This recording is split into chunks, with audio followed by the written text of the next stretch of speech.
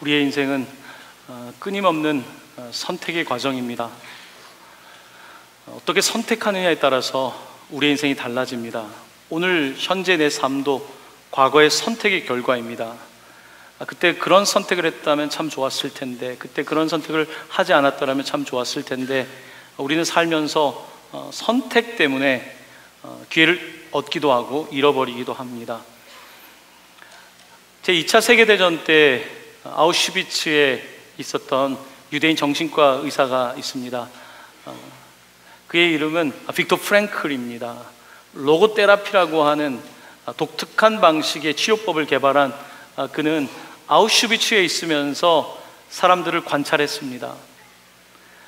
이제 많은 사람들이 죽어가고 있는 상황 속에서 그래도 희망을 붙잡고 여전히 삶의 의미는 있다, 정의는 살아있을 것이다 라고 믿고 살아가는 사람들의 부류와 세상은 아무 의미가 없다, 목적도 없다라고 하며 포기하는 사람들, 두 부류를 보게 되었다는 것입니다. 여전히 삶의 의미가 있다라고 생각하며 살아가는 사람은 끝까지 자기의 인간성을 잃지 않고 끝까지 자신의 존엄을 지켜가며 살아내는 데 반해서 삶은 의미가 없고 아무것도 아니다, 선택권을 포기한 사람들은 점점 광기에 빠지게 되고 죽어가기 시작했다는 것입니다. 결국 우리의 인생은 기회가 있고 선택이 있는데, 그것은 지금 건강할 때뿐만이 아니라 죽음 앞에서도 선택이 있다는 것입니다. 오늘 성경에는 3명의 마지막 순간을 맞이한 사람들의 이야기를 전해주고 있습니다. 여러분 잘 아시는 바로 예수 그리스도와 그 옆에 있는 두 강도의 이야기입니다. 성금요일이라고 하는 이날 3사람이 사형 집행을 받게 되어 있었습니다. 그 가운데 한 사람의 이름은 바라바였습니다. 바라바라고 하는 사람은 성경에 보면 그가 밀란을 일으키고 살인을 했다고 되어 있습니다. 아마 그는 어떤 혁명적인 로마 권력에 대항하는 그와 같은 사람으로서 일종의 테러리스트 같은, 로마의 권력에서 보면 그와 같은 사람이었던 것 같습니다. 자, 그런데 바로 예수님께서 잡히시던 전날에 이 바라바에게 놀라운 일이 벌어집니다. 그는 사형 언도를 받고 이제 집행만 하면 되는데 사람들이 바라바를 풀어주고 예수를 죽이라고 말하기 시작한 겁니다. 정말로 그런데 그렇게 말했는데 실제로 그런 일이 벌어지게 되고, 원래는 바라바가 십자가 가운데에서 죽어야 되는데 예수님께서 십자가에 매달리게 되었고 양옆에 2명의 강도가 있었다고 기록하고 있습니다. 많은 학자들에 의하면 이 두 강도도 바라바와 같은 패거리였을 거라고 생각을 합니다. 로마의 권력에 대항하고 또한 그러면서 사람들에게 이념에 사로잡힌 사람들이니까 살인도 하고 강도짓도 하는 그와 같은 사람들이었을 거라고 표현하고 있습니다. 오늘 누가는 그런데 마태, 마가, 요한복음은 두 강도가 있었다고 설명하고 있는데 오직 누가복음만 마지막 십자가 위에서 3사람의 대화를 기록하고 있습니다. 도대체 마지막 순간에 3사람은 어떤 대화를 했을까? 그리고 그 십자가 위의 마지막 대화는 오늘 우리의 삶에 어떤 의미를 가지고 있는 것일까? 오늘 그것에 대해서 함께 여러분들과 좀 살펴보기를 원합니다. 오늘 본문에 두 행악자가 있다고 되어 있습니다. 행악자, 이 행악자라고 하는 단어의 원어를 찾아보면 정말 못된 흉악범이란 뜻을 가지고 있습니다. 사람들의 목숨을 별것 아니게 생각하는 그런 사람, 두 사람이 우리 주 예수 그리스도와 함께 매달려 있었던 것입니다. 오늘 두 사람의 이야기는 단순히 우리와 무관한 세상에서 많은 범죄를 저지른 사람들의 이야기가 아니라 바로 우리들의 이야기이며 우리의 선택에 관한 말씀입니다. 오늘 그 이야기를 하려고 합니다. 첫 번째 강도 이야기입니다. 첫 번째 강도는 오늘 예수님과 함께 십자가에 매달려 있는데 그는 어떤 사람이었을까요?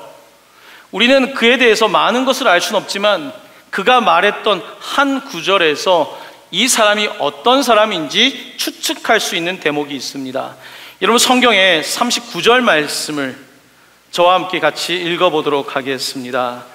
달린 행악자 중 하나는 비방하여 이르되 내가 그리스도가 아니냐 너와 우리를 구원하라 하되. 자, 행악자 중 한 사람은 예수를 비방하고 있고 비아냥거리고 있습니다. 너는 그리스도 메시아가 아니냐 너와 우리를 구원하라고 말하고 있습니다.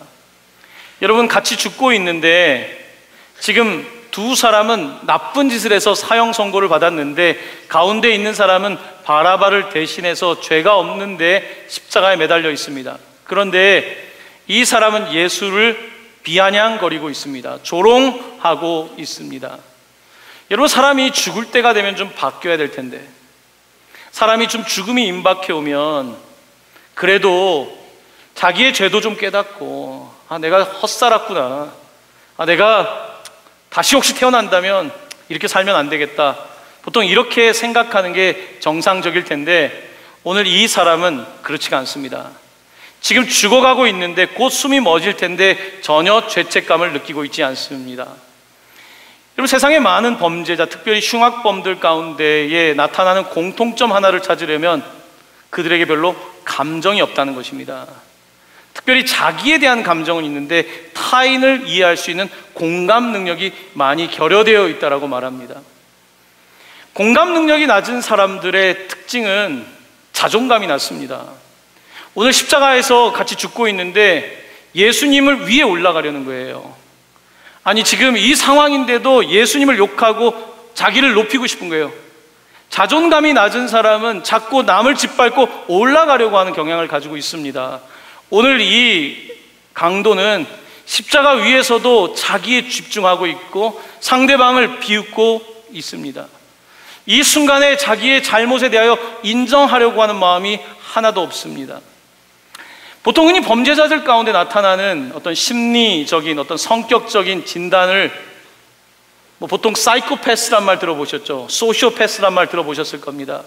요즘 화성 연쇄 살인 사건에 관련되어서 그 이야기가 신문에 더 많이 보도가 되었습니다. 이 사람들의 특징은 범죄를 하고 나서 미안한 마음이 들지 않습니다.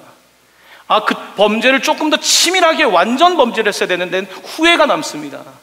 그래서 두 번째 범죄는 좀 더 치밀하게 하고 세 번째 범죄는 더 치밀하게 하고, 그리고 범죄를 저지르다가 잘못됐을 때, 잡혔을 때에 내가 잘못했다고 생각하는 게 아니라 재수가 없어서 걸렸다고 생각을 합니다.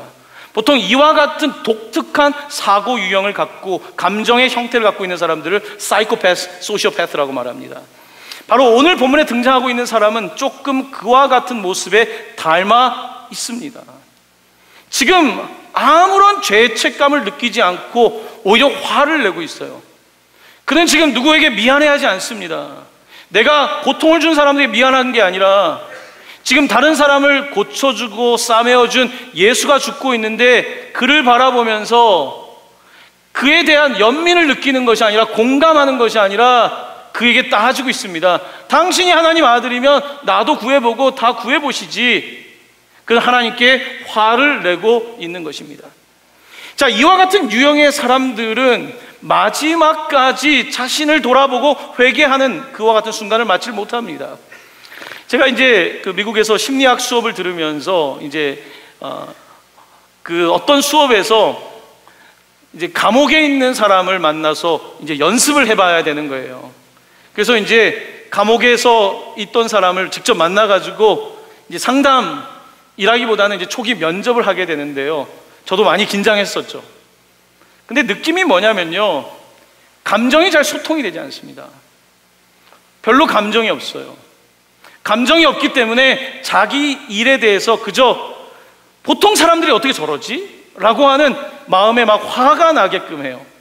이런 일들이 많은데 보통 이와 같은 흉악범 범죄자가 되는 사람들의 특징은 어린 시절에 공감을 많이 받지 못한 사람들일 경우가 많고, 성장하면서 깡패 조직이나 잘못된 조직에 들어가서 이제 범죄가 습관화되다 보니까 양심 자체가 움직이지 않는 경우가 많습니다. 오늘 첫 번째 행악자는 참 기회를 놓치고 있습니다. 지금 구원자인 예수님이 옆에 있는데 옆에서도 깨닫지 못해요. 무디어요. 아니, 옆에 주님이 계신데 아무런 것을 느끼지 못해요. 자기 감정, 자기 분노에만 빠져 있어요. 참 안타까운 일이죠. 오늘 이 사람에게 예수님은 뭐라고 말씀하셨을까요? 이 사람과 예수님 사이에는, 이 사람이 예수님께 질문을 했는데 성경을 보니까 예수님은 침묵하십니다. 아니, 예수님이 좀 설득을 해서 마지막에 이 사람을 좀 구원하시면 좋을 텐데 예수님 침묵하세요. 왜 이 사람은 구원을 받지 못할까? 성경은 뭐라고 말씀합니까? 내 믿음이 너를 구원하였다라고 말씀하시는 거예요. 너의 믿음이. 박수도 두 손바닥이 같이 마주쳐야 되는데 두 사람 사이에 만남이 이루어지지 않고 있는 것입니다.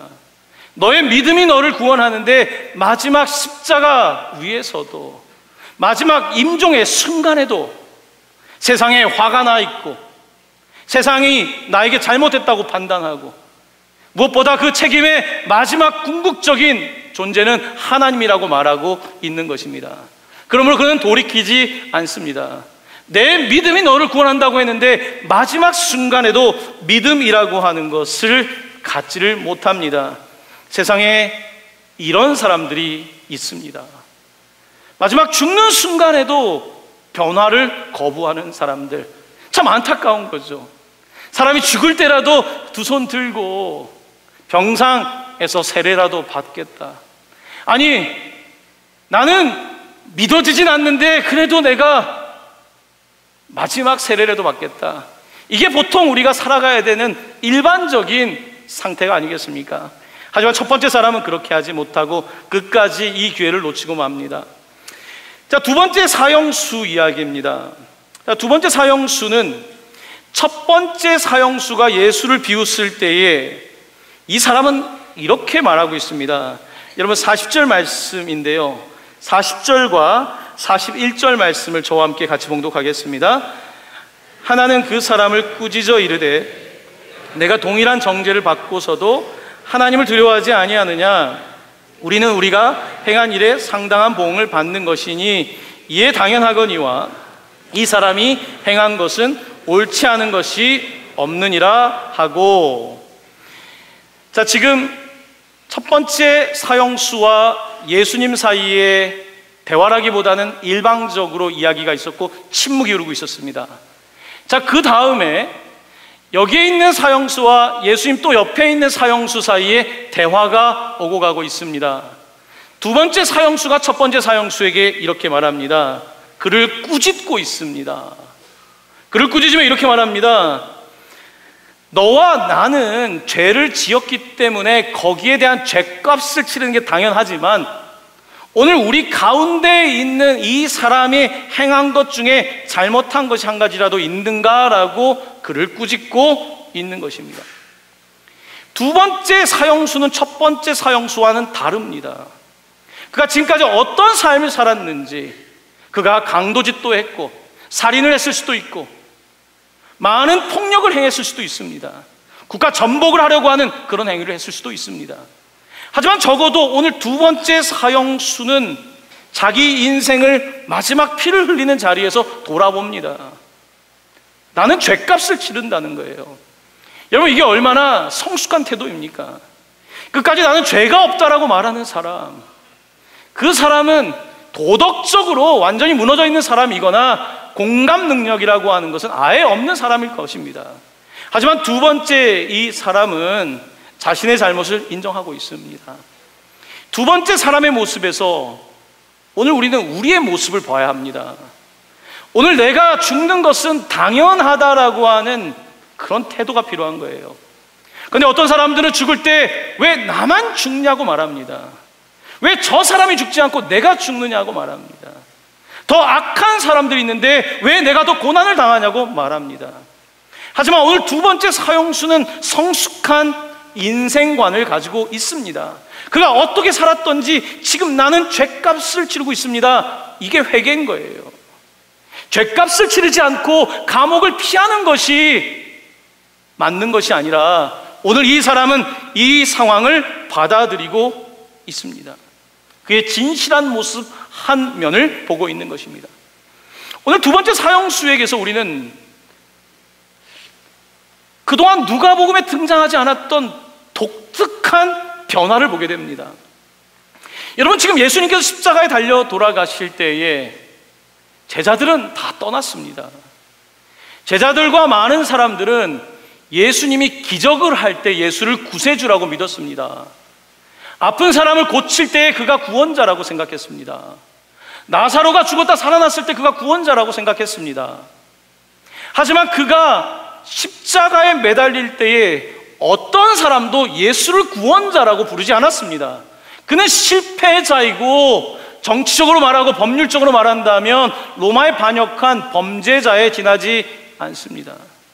많은 사람들은 예수님이 최상에 있을 때에 그를 구세주라고 불렀습니다.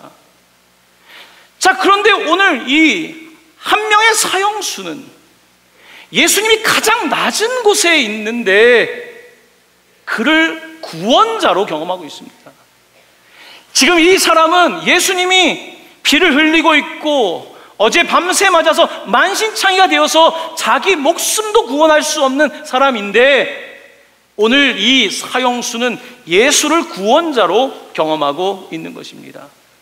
사랑하는 성도 여러분, 오늘 우리가 만나는 구원자는 예수님이 최상의 자리에 있을 때 경험하는 구원자가 아닙니다. 우리는 저 왕이 구원해 주겠거나 저 사람이 나를 구원해 주겠구나, 뭘 보고 따라갑니까? 최상의 사람을 보면 따라가는 거죠. 나보다 힘이 센 사람. 그런데 오늘 본문은 가장 낮은 곳에 떨어져 있으며 우리와 동일하게 고통을 겪고 있는 그 예수를 바라보며 이 사람이 예수를 옳은 사람이라고 구원자로 경험하고 있다는 놀라운 사실입니다. 오늘 이렇게 두 번째 사람은 첫 번째 사람과는 다르게 기회를 얻었습니다. 최고의 기회를 얻었습니다. 내 인생의 최악의 날, 사형을 집행당하는 날이지만 오늘 두 번째 사람은 가까이에서 예수를 만난 것입니다. 하지만 첫 번째 사람은 그의 최악의 날, 또 다른 최악을 경험하고 있는 것입니다. 오늘 성경에 등장하는 세 번째 사형수는 누구일까요? 바로 그는 가운데에 매달리신 예수라는 인물입니다. 예수. 왜 그는 십자가에 매달려 있는 것일까요? 왜 그는 십자가에서 많은 사람들에게 조롱을 당하고 있는 것일까요? 다른 사람들은 자기의 이념 때문에, 먹고 살기 위해서 자기 자신 밖에는 모르는 인생을 살았는데 도대체 왜 예수라고 하는 인물은 십자가에 매달린 것일까요? 성경은 요한복음 3장 16절에서 하나님이 세상을 이처럼 사랑하사 독생자를 주셨다고 말씀합니다. 오늘 가운데에 못 박히신 분은 하나님의 독생자이고 우리가 구원받도록 그가 대신 매달려 있는 것입니다. 마치 바라바를 위하여 대신 매달려 있는 것처럼 바로 그는 오늘 우리의 자리에 매달려 있는 것입니다. 예수님은 끝까지 십자가에 매달려 있습니다. 오늘 그런데 이 장면에서 가장 많이 등장하는 단어가 있습니다. 그 단어는 구원입니다. 성경이 가르치려고 하는 핵심 단어인 구원이라고 하는 단어가 계속해서 등장하고 있습니다. 자, 오늘 본문은 상당히 흥미롭습니다. 예수님께서 이 땅에 구원자로 오셔서 공생의 3년을 사십니다.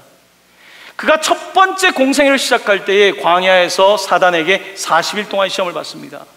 그 주 내용은 무엇이었냐면 너를 구원하라였습니다. 그가 배고플 때 사단이 와서 이 돌덩어리를 떡덩이로 만들어서 너를 구원하라는 내용이었습니다. 높은 곳에 올라가서 뛰어내리면 천사들이 너를 구원해 줄 거라는 내용이었습니다.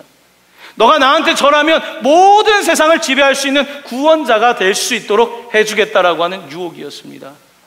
사단은 철저하게 예수가 온 목적, 이 세상을 사랑하사 독생자를 주신 그 목적이 아닌 예수가 자기 자신을 구원할 수 있도록, 그가 인기를 누리고 세상의 권력을 장악하는 데에 관심을 갖도록 끊임없이 그를 환기시키려고 했었습니다.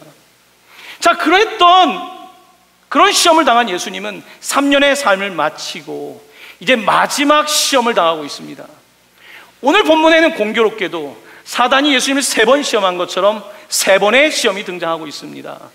자, 첫 번째 시험은 여기에 있습니다. 여러분 성경 말씀을 한번 보십시오. 35절입니다.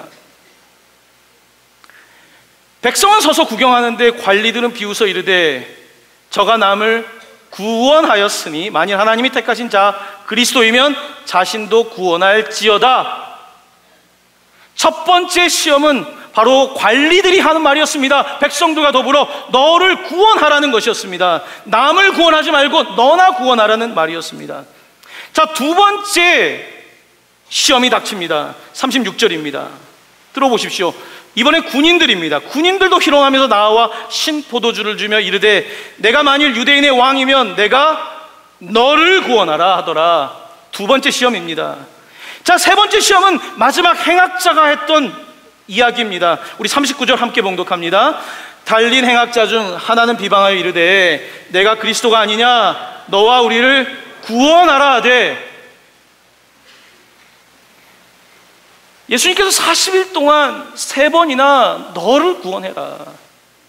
너가 지금 돌덩어리를 떡덩이로 바꾸어서 너를 구원하고, 높은 곳에 뛰어내려서 너를 구원하고, 너가 나한테 절하면 너를 구원해 줄 테니까 구원에 대한 이야기를 합니다. 예수님은 하지만 한 번도 사단에게 굽히지 않습니다. 그는 자기를 구원하기 위하여 오신 게 아닙니다. 그는 내가 살기 위하여 온 것이 아니라 내가 죽더라도 살리기 위하여 오신 것입니다. 예수님이 십자가 위에서 동일한 마지막 The Last Temptation, 마지막 유혹을 경험하고 있습니다. 사람들의 이야기는 고통스러웠을 겁니다.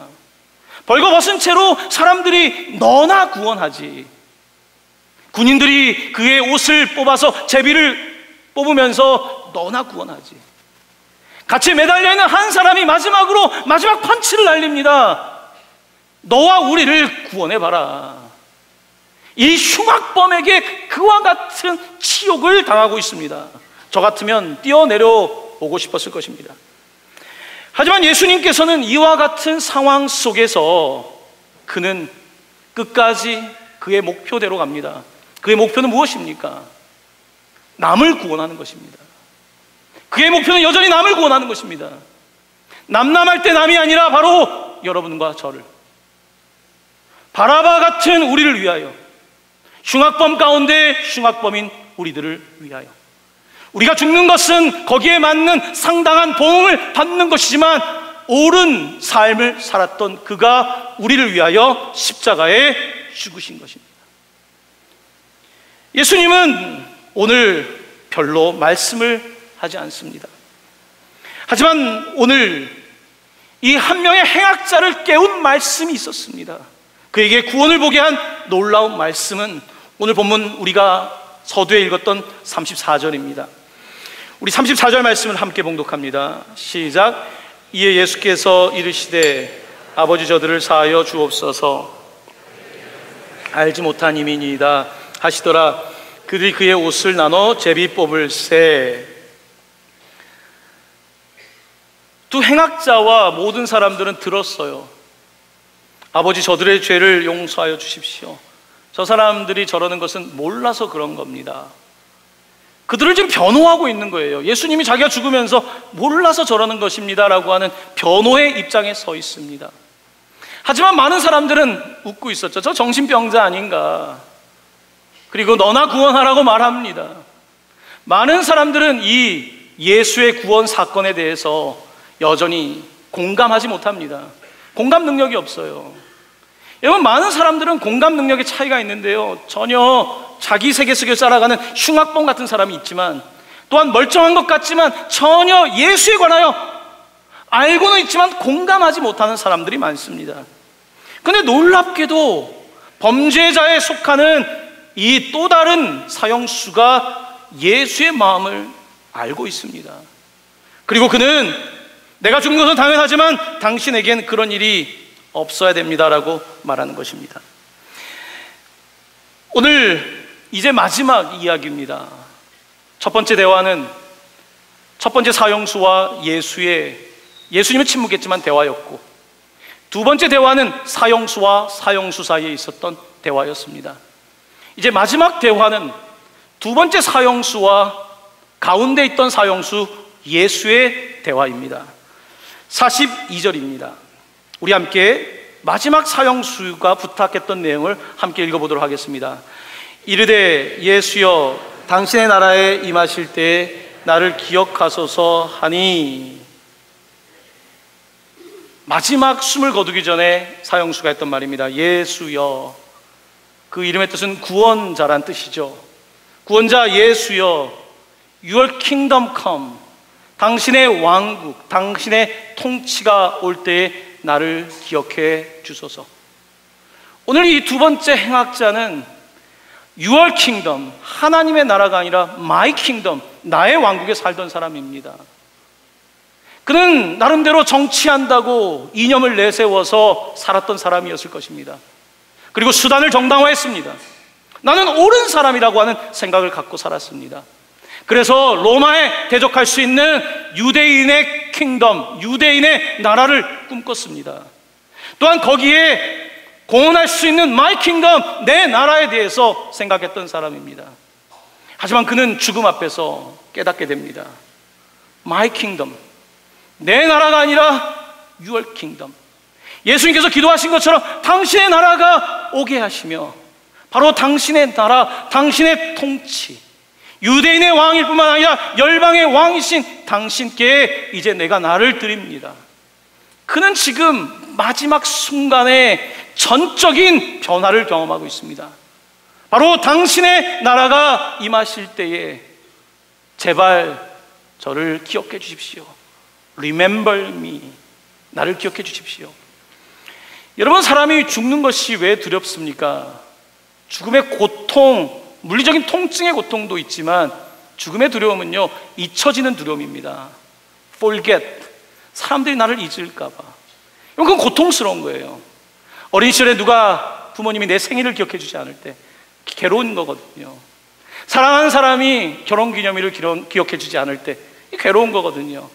내가 잊혀진 존재가 되는 거죠. 교회 안에서도 잊혀진 것 같고, 목사님이 나를 바라보는 눈빛도 없고, 여러분, 기억되지 않는다는 건 힘든 거예요. 오늘 이 사람을 누가 기억하겠습니까? 하지만 그는 마지막 예수께 부탁합니다. 주님, 당신의 나라가 임하실 때에 나를 기억해 주십시오. 오늘 우연한 자리가 아니라 당신 옆에서 같이 죽게 된 나를 기억해 주십시오. 신학교에서 사순절이 되면 불렀던 찬양이 있습니다. 오늘 이 구절, Jesus Remember Me라고 하는 프랑스의 떼제 공동체가 주로 부르는 찬양인데요, 아주 단순하지만 우리의 마지막 때를 생각하게 하고 예수님과 나의 굉장히 친밀한 관계를 생각하게 하는 찬양인데요, 여러분, 이 찬양을 저와 함께 한번 불러보겠습니다. 많이 들어보셨을 겁니다.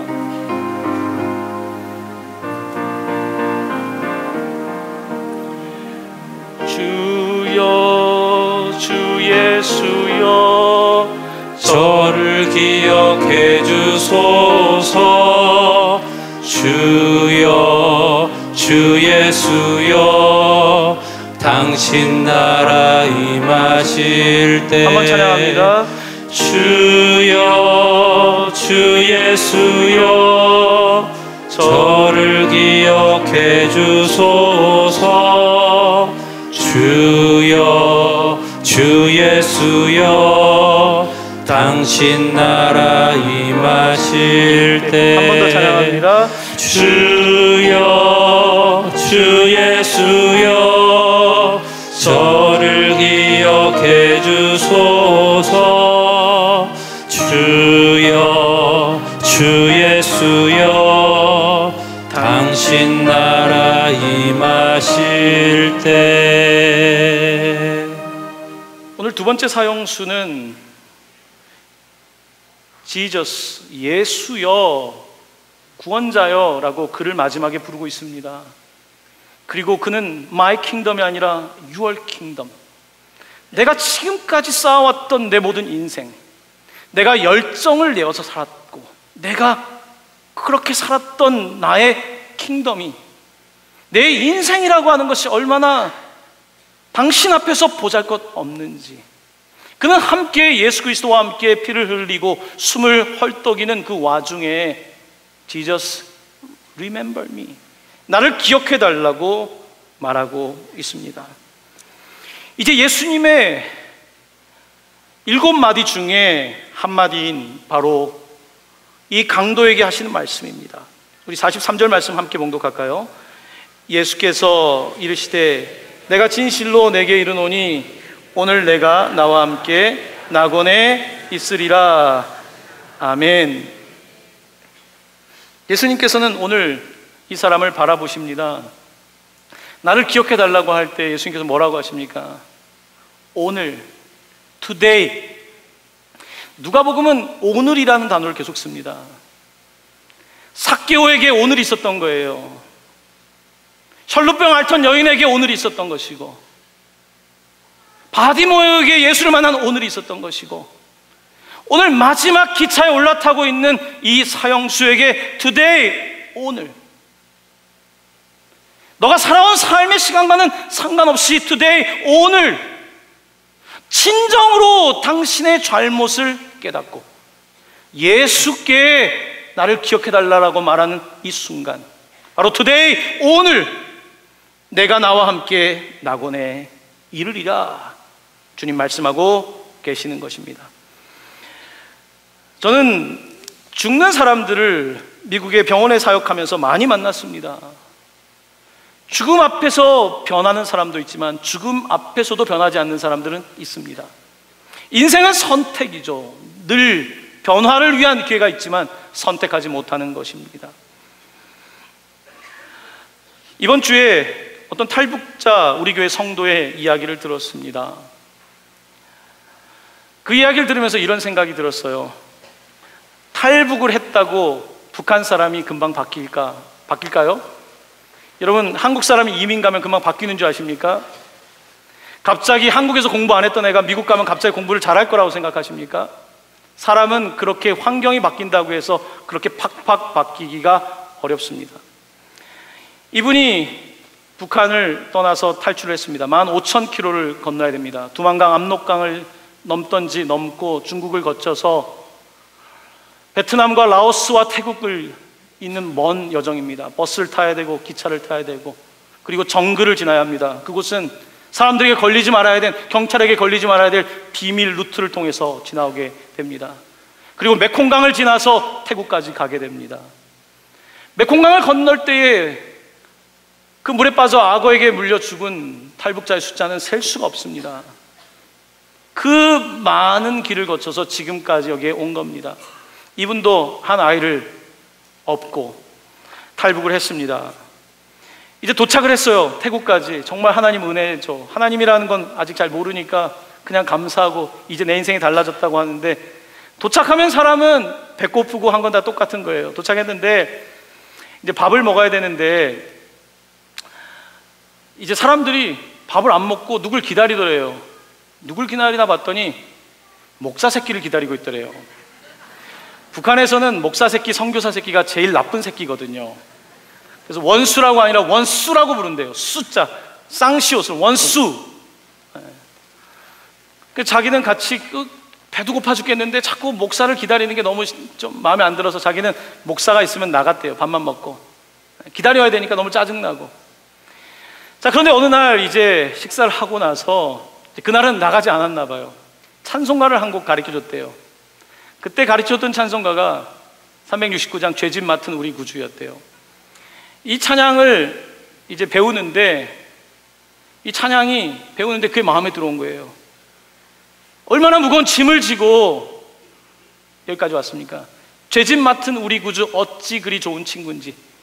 수령을 믿고 살아왔는데 아무도 나에게 희망이 되지 않았는데 하나님이 정말 그런 친구인가?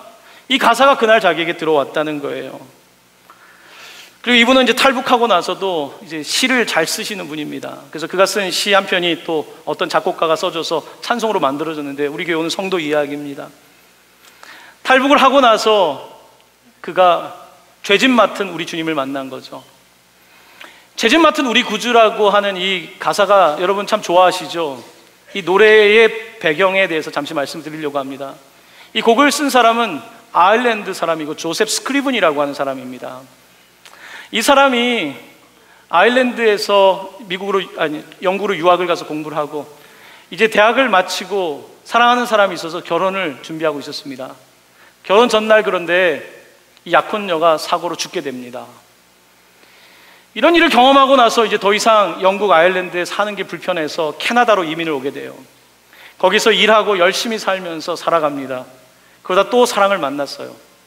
다시 사랑을 만나서 결혼 날짜를 정하고 준비를 하고 있는데, 결혼을 앞둔 몇 주 전에 약혼녀에게 갑자기 심각한 질환이 찾아오게 되었습니다.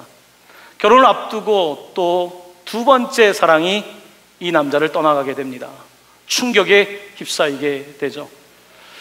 기도를 해도 해결이 안 되고, 말씀을 읽어도 해결이 안 되고, 여러분, 사람이 극단적인 일을 경험하면 극단적이 돼요. 그에게는 어떤 극단을 선택했냐면, 그는 그래도 선교를 선택했어요. 아, 나는 결혼하면 안 되나 보다 하고, 나는 가난하게 살아야겠다, 선교사 돼야겠다 생각하고 선교를 결정했어요. 사람들에게 자기 있는 재산을 다 주고 그렇게 선교사로 살아가는데, 한 10년이 지나고 나서 어머니가 병중에 계신데, 어머니한테 갈 수 있는, 배를 타고 갈 수 있는 돈이 없는 거예요. 그때 너무 자기의 인생이 고통스러워서 그때 쓴 그 시가 죄짓 맡은 우리 구주입니다. 이 죄짓 맡은 우리 구주, 근데 이 시를 쓴 조셉 스크리브는 그도 조금 더 세월이 지나고 사고로 죽고 마는데요,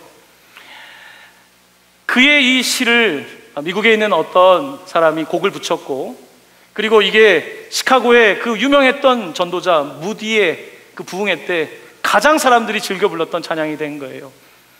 저는 그 조셉 스크리븐의 이야기와 우리 탈북자의 이야기를 이번 주에 조차할 수 있었습니다.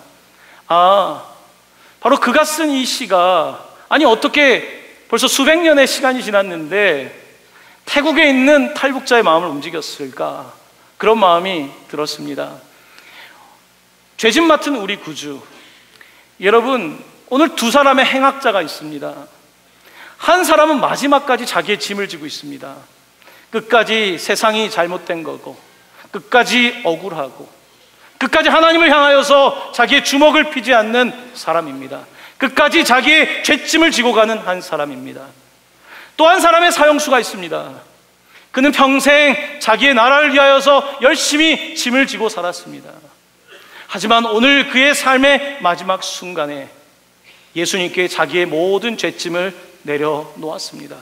미안하고 죄송하고, 내가 살아온 삶이 한심스럽고 나는 죽어 이 땅을 떠나는 것이 마땅하지만 Jesus, remember me, 예수님 나를 기억해 주십시오.